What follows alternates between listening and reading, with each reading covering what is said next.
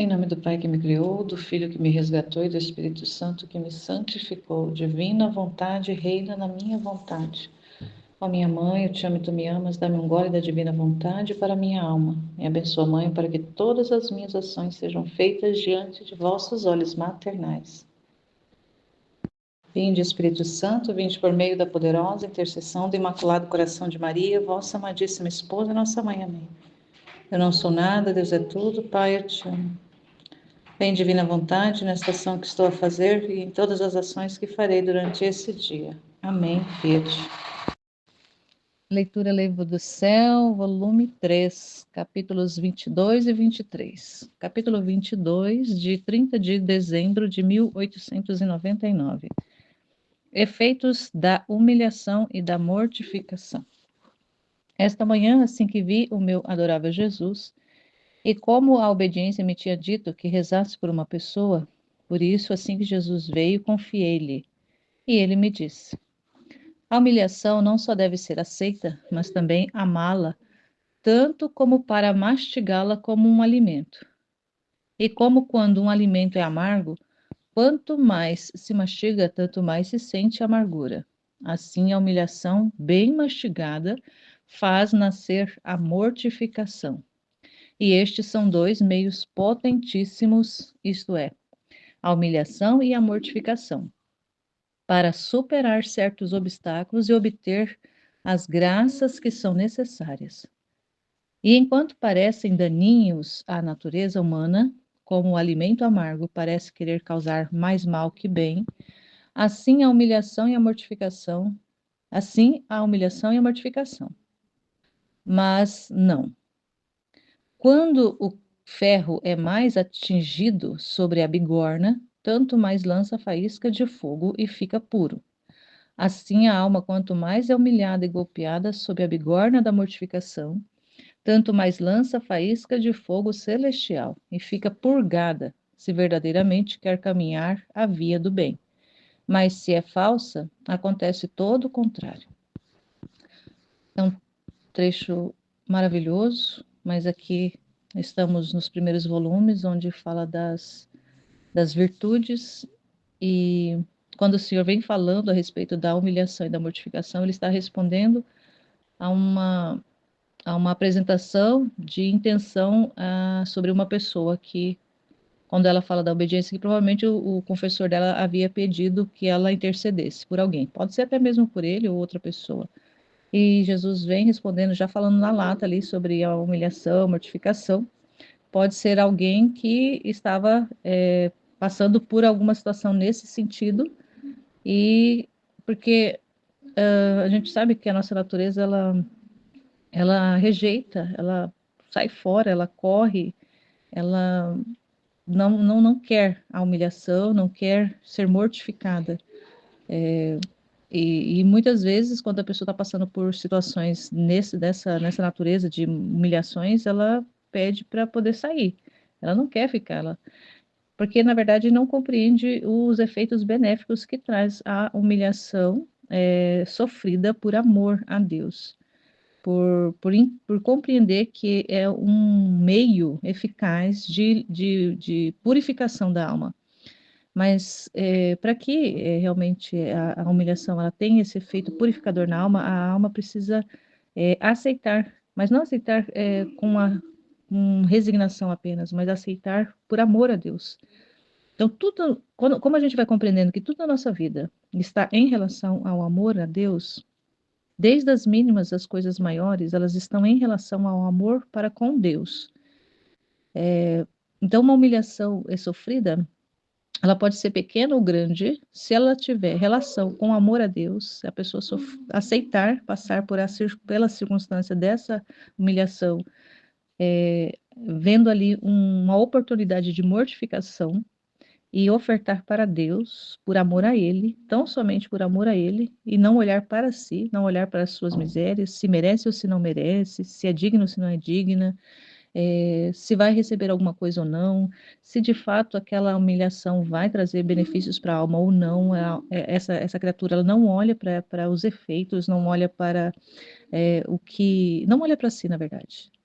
ela sabe-se, entende-se como sendo um nada e objeto da complacência de Deus fazer o que ele bem entender e trabalhar da forma que ele quiser. E a humilhação é uma forma de trabalhar de Deus na alma. E ele conhece o profundo da nossa alma, conhece tudo da nossa alma e nós não.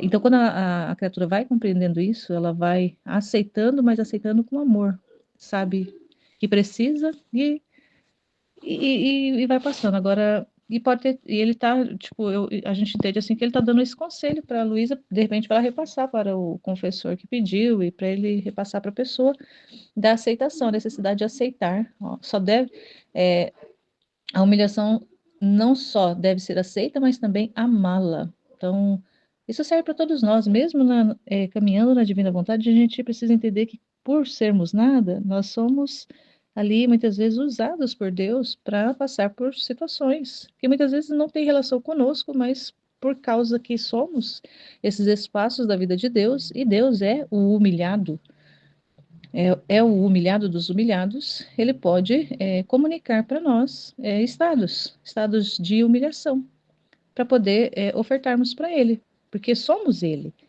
Nós temos que compreender isso, que somos ele. Então, se a gente não olha para a nossa natureza debilitada, para as nossas realidades, mas olha para com Deus e ama tudo que ele vai fazer na nossa vida, inclusive a humilhação. A gente aceita e ama, mas não para poder ser um meio de alcançar algum tipo de mérito, não, mas por amor a Deus. Nós fazemos por amor a Deus. E as pessoas vão, à medida que as pessoas vão compreendendo isso, elas vão também se dispondo a aceitar e amar. Então ele fala, não apenas deve ser aceita, mas também amá-la.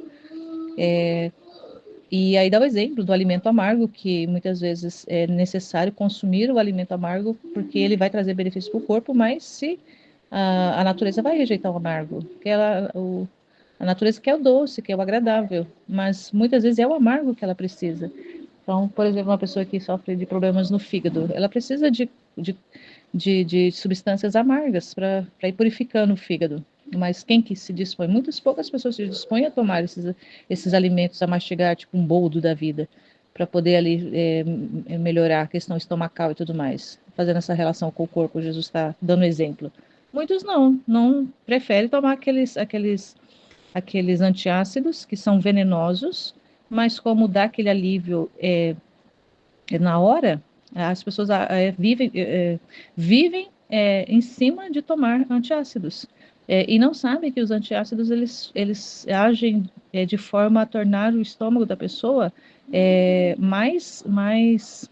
menos alcalino e mais como é que é?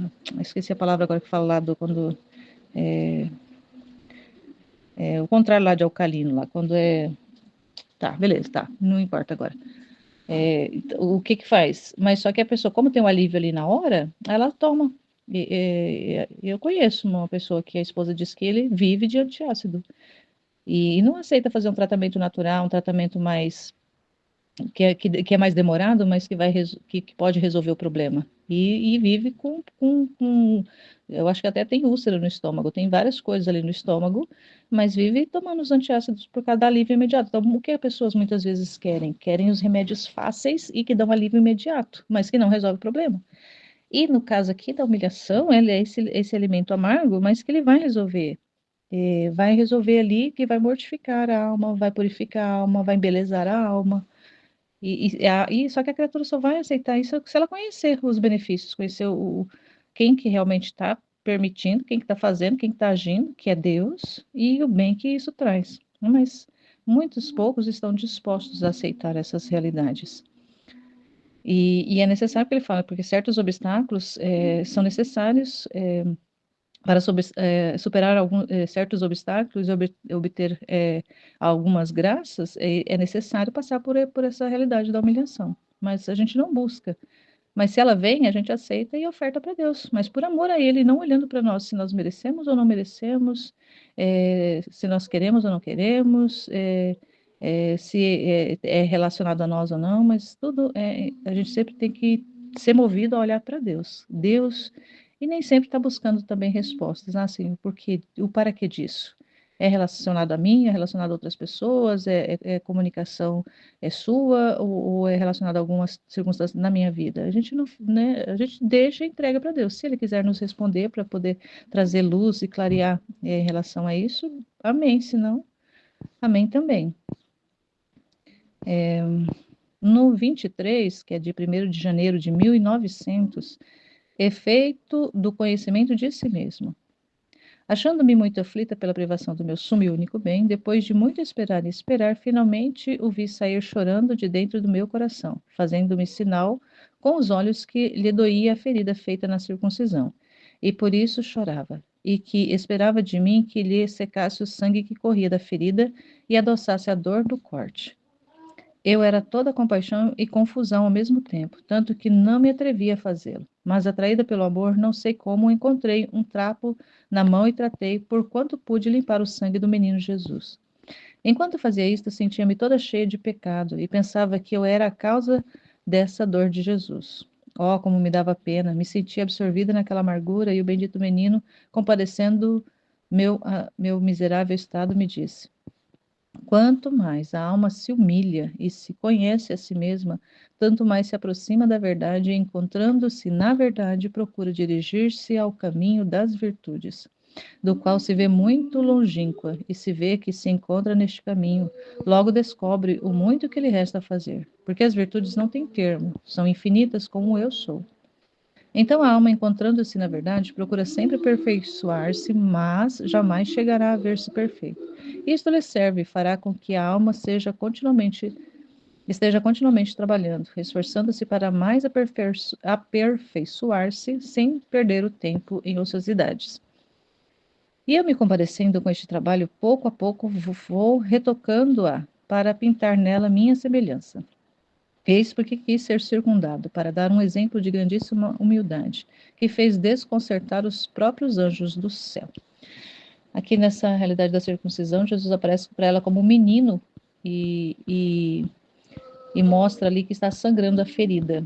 A Luísa até relata de que ela sente ali uma confusão tremenda, uma confusão. Ao mesmo tempo que ela sente compaixão pela ferida, ela sente uma confusão, porque é uma realidade ali de intimidade, é alma, é espiritual, mas ela vê ali que mexe, que faz um movimento dentro do interior dela, que que ao mesmo tempo que ela é atraída pelo amor, ela fica assim sem saber o que fazer. E Jesus vem falando dessa realidade do conhecimento de si, o efeito de conhecer-se a si próprio, de saber-se que não é nada, de saber-se que é sim causa de dor e sofrimento a Jesus. Por isso é que ele fala no final que ele se sujeitou a essa pena grandiosa de ser circuncidado, que foi para ele uma humilhação. A humanidade de Jesus sofreu uma humilhação, ele não precisava de nada do que ele submeteu, inclusive ser batizado, ser circuncidado, é, é, ser apresentado no templo e tudo mais, mas ele se submeteu a tudo por humildade. E o quanto que essa humildade, ela é uma virtude de Jesus, mas não apenas uma virtude da humanidade dele, uma virtude humana que nós precisamos buscar exercitar. Ela precisa ser mais do que isso na vida. Quando a gente vai conhecendo essas verdades, elas precisam estar de tal forma entranhada na nossa vida, de forma natural. Ela precisa ser uma expressão natural da nossa realidade, à medida que a gente vai conhecendo.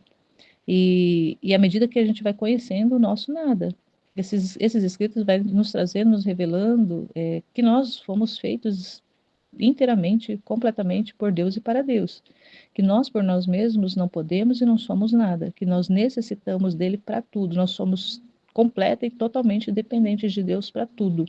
Sem ele nós não existíamos, não existiríamos e não continuaríamos existindo se ele não quisesse. E só saber disso já é um meio de nós sermos humildes, de saber, de reconhecer que nós necessitamos, que nós precisamos e que nós dependemos de Deus. E que tudo que nos acontece, que é Ele que nos envia, nós devemos aceitar não apenas de forma passiva, mas forma passiva e resignada, mas de forma a amar. Porque tudo que Deus faz, nós devemos amar, nós devemos amar. Não é não, nós não podemos, nós devemos amar, porque é Ele que está fazendo. E Ele sabe o que é melhor para nós. E o conhecimento de si, dessa nosso nada, dessa nossa miséria, dessa nossa limitação, da nossa dependência, ela vai trazendo para nós, por consequência, a humildade. Precisa brotar dentro de nós, dentro do nosso interior, a humildade. Se conhecer que nós dependemos totalmente de Deus, que nós precisamos dele, não suscitar dentro de nós a humildade e acharmos que somos merecedores de alguma coisa, já era. É soberba pura. E nós somos tendenciados à soberba, porque está entranhado dentro dessa nossa natureza corrompida, a realidade da soberba. Então, o que que faz com que dentro de nós existe essa guerra, essa resistência a ser humilde, a reconhecer essa dependência de Deus, essa necessidade de Deus, de forma amorosa, não apenas de forma resignada, mas de forma amorosa? É a soberba que ainda existe dentro de nós. É esse veneno da serpente, essa mordida da serpente que ainda ecoa dentro de nós. Então, a gente precisa desse conhecimento cada vez mais profundo de nós mesmos para termos esse benefício da humildade, porque Jesus foi esse humilde dos humildes. E nós, quando rezamos, Senhor, fazei o nosso coração semelhante ao vosso, essa semelhança ela precisa ser de forma concreta, de forma não apenas refletida, mas de forma assumida. Porque uma vez que o Senhor assume a nossa vida, ele também comunica, não é transfere, mas ele comunica para nós as suas virtudes, e a humildade é uma delas. Deus não precisava ser humilde, mas Deus se fez humilde na humanidade de Jesus para nos mostrar que nós também precisamos, mas não de buscar a humildade como uma virtude para parecer ser diante dos outros ou diante até de nós mesmos como pessoas humildes, não. Mas é diante de Deus. A nossa humildade ela precisa se manifestar primeiramente diante de Deus. Por consequência, depois para os outros ou para nós mesmos, não importa.